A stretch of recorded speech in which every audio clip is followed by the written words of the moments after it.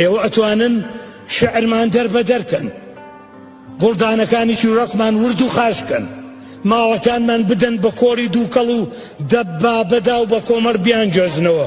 شێ نایزانێ ئێوە ئەتوانن ئازارمان لە پێکەنینی خۆتانە بتێننەوە،